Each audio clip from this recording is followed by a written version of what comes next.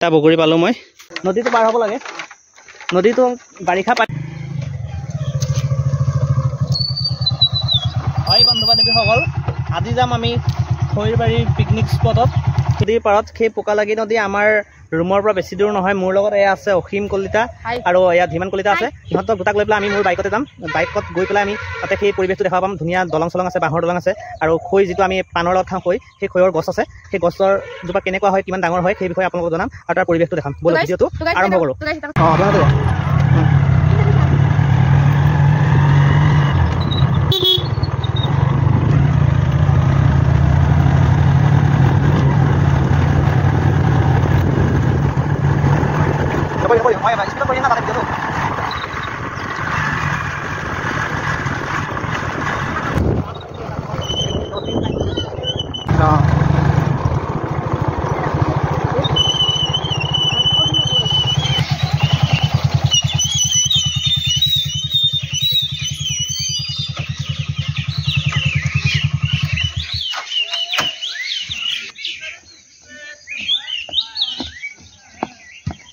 বান্ধৱীসকল আমি এতিয়া আহি পালোঁ খৈবাৰী এতিয়া এইখন এখন বাঁহৰ দলং আছে এই বাঁহৰ দলংখন আমি পাৰ হ'ম বাঁহৰ দলংখন পাৰ হ'ম এইফালে আপোনালোকে দেখিছেনে এতিয়া সূৰ্যও ডুবিব হৈছে আমি প্ৰায় আবেলি বেলা আহিছিলোঁ তাৰপিছত এতিয়া আমি বলক এই বাঁহৰ দলংখন পাৰ হৈ লওঁ বাঁহৰ দলংখন পাৰ হওঁতে হয় তহঁতে ভালকৈ হেৰি কৰিবি দেই তলত এই পানীবোৰ বৰ চাফা পানী তলত এয়া বালি দেখি থাকি তলৰ ধুনীয়া পাই গ'লো আমি খৈবাৰী আহি পালোঁ নদীখন পাৰ হ'লোঁ মাত্ৰ এই দলংখনেদি পাৰ হৈ পেলাই এইফালে চাওক এয়া সূৰ্য ডুবিছে আৰু এই ল'ৰা ছোৱালীকেইটা এই ল'ৰাকেইটাই খেলি আছে ভলীবল খেলি আছে আমি সিহঁতৰ ওচৰলৈ যাম প্ৰথমতে আমি এখন চাঙি ঘৰলৈ যাওঁ বলক এতিয়া আমি টঙি ঘৰখন উঠিম দৌৰি দৌৰি যাওঁ দৌৰি দৌৰি গৈ পেলাই আমি টঙি ঘৰত উঠিম এই আমি টঙিখনত আহি পালোহি এতিয়া টঙিখনৰ ওপৰত উঠিম এই টঙিখনৰ ওপৰৰ পৰা গোটেই এৰিয়াটো আমি চাম এয়া আমি টঙি ঘৰত আহি পালোঁ টঙিখনৰ এইখন বহুকে চাঙি নিচিনা বনাইছে আৰু এয়া চাওক পৰিৱেশ চাৰিওফালে এইজোপা শিমলু গছ এইজোপা কি গছ গম পোৱা নাই এই গুটি লাগিছে কিবা এই গছজোপাতে আছে এইখন প্ৰায় 6 ফুটমান ওখ ভাগৰ লাগিছে ওপৰত উঠোঁতে তাৰপিছত আমি এয়া পৰিৱেশটো চাওক কিনাৰেদি এখন পোকালাগি নদী পাৰ হৈ গৈছে এই নদীখন দেখিছে নহয় তাৰপিছত আমি এতিয়া খৈবাৰীত যাম সেই খৈবাৰীখন কেনেকুৱা লাগে আপোনালোকক দেখাম বলক আমি ইয়াত টঙিত বহি আছোঁ ইয়াতে চাগে গৰম দিনত বহি খুব ভাল লাগিব গৰম দিনত আকৌ আহিম যেতিয়া জুন জুলাই মাহত যেতিয়া গৰম খুব হ'ব আমি ইয়াতে বহি পেলাই এটা দিন কটাবলৈ আহিম দেওবাৰ দিনটো চাই তাৰপিছত আমি পৰিৱেশটো বৰ ভাল লাগিছে যাবলৈ মন যোৱা নাই তথাপি কিন্তু যাবই লাগিব সন্ধিয়া হ'ব অলপ পিছত তো বলক আমি খৈবাৰীলৈ যাওঁ একেলগে দিলেই আমাৰ ভিউ আহিব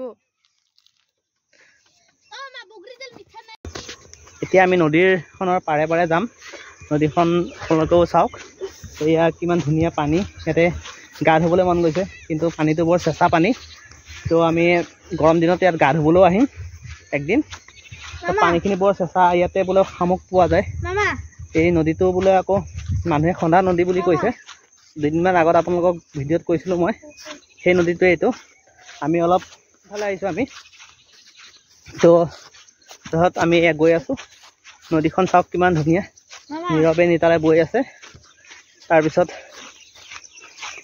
চাওক আপোনালোকে পৰিৱেশটো চাওক কিমান ধুনীয়া চাব চাওক কিন্তু কিমান ধুনীয়া চাফা অলপ নামি যাব মন গৈছে ৰ'ব নামি যাম এতিয়া নামি যাম তলত অলপ ভৰি চৰি ধুই ল'ম হাতখনে ধুম দে তো গাইছ তাৰে আগতে আমি চেক কৰি ল'ম এই পানীত কিবা জীৱ জন্তু আছে ন মাৰি নাই একো পুৰা চেক তো গাইছ এই বঢ়িয়া পানী এই চাওক কিমান ধুনীয়া পানী চাফা পানী এয়া পানী বেছি নাই এয়া আপোনালোকে ইয়াতে শামুক দেখিব পাৰিব এয়া চাওক শামুক আছে ইয়াতে শামুক আছে হা নাহিবি পানী বেছি দোৱা নাই তথাপি নাই সেইটো চৰ্দি লাগে এই শামুক আছে এই নদীটোত শামুক আছে শামুকে কেতিয়াও ভৰিত তাতেও তো আমি বেছি নাযাওঁ তেন্তে আমি খৈবাৰীত যাওঁ বলক এতিয়া আমি খৈবাৰীৰ মাজলৈ যাওঁ তাতে বহুত খৈৰ গছ আছে গছখিনিও আপোনালোকক দেখাম মোৰ ভিডিঅ'টো লৰি আছে, মোৰ ষ্টেণ্ড নাই। তো গাইস বগৰী মই নতুন ব্লগাৰ, সেইকাৰণে মোৰ ষ্টেণ্ড নাই কাৰণে মোৰ ভিডিঅ'টো লৰি আছে। আপোনালোকে প্লিজ ক্ষমা কৰি দিব। গাইস আপোনালোকৰ হেতু আমাৰ দম আপোনালোকৰ দক আপোনালোকে অলপমান চাই মানে সাপোৰ্ট দিয়ক, তেতিয়া আমি ইউটিউবৰ মানি দি সব কিনব। মোক আটাইতকৈ বেছি সাপোৰ্ট দিয়া মানুহজন এইজন হৈছে ধীমান কলিতা আৰু অসীম দাস আৰু ধীমান কলিতাৰ কাৰণে মই আজি ভিডিঅ' বনাই আছোঁ। বগৰী গছ দেখিলোঁ, বগৰীজোপাৰ পৰা বগৰী পাৰি খাব লাগিব। ধুনীয়া বগৰী গছ এজোপা আছে সেইজোপা। তো গাইস পালো এটা বগৰী।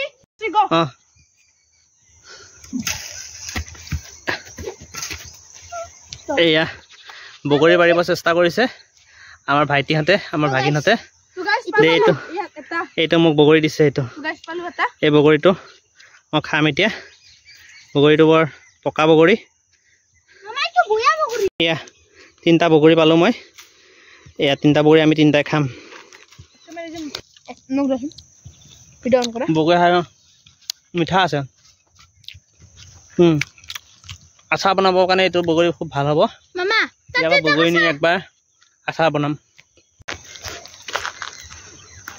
এয়া হৈছে জৰ্দা পাণ, মিঠা পাণত ব্যৱহাৰ কৰা খৈ গছ। গছজোপা বৰ ওখ হয় আৰু ইয়াৰ পাতবোৰ তেতেলী গছৰ নিচিনা। এয়া চাওক, পাতবোৰ প্ৰায় তেতেলী গছৰ দৰে। এয়া ল'ৰাকেইজন ভলীবল খেলত ব্যস্ত। আহি থাকোঁতে ভাইটিজনক নদী সিপাৰে নদীটো পাৰ হ'ব লাগে। নদীটো বাৰিষা পানী কিমান হয়? ঘৰ লাগি যায় ন? বাৰিষা অলপ মানে সিপাৰে যাবলৈ অকণ অসুবিধা হয় আৰু ন? তাকে এয়া ভাইটিজনৰ ঘৰ সিটো পাৰে হয়। এতিয়া আবেলি সময়ত এতিয়া বজাৰ কৰিবৰ কাৰণে ইটো পাৰলৈ আহিছে। এয়া দলংখন পাৰ হৈ চৰকাৰে এই দলংখন বনাই দিব লাগে খুব সোনকালে। আজি এই ভিডিঅ'টো ইমানতে সামৰিলোঁ।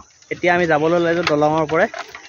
যদি ভিডিঅ'টো ভাল লাগিল আপোনালোকৰ, প্লিজ লাইক আৰু কমেণ্ট কৰিব। ধন্যবাদ।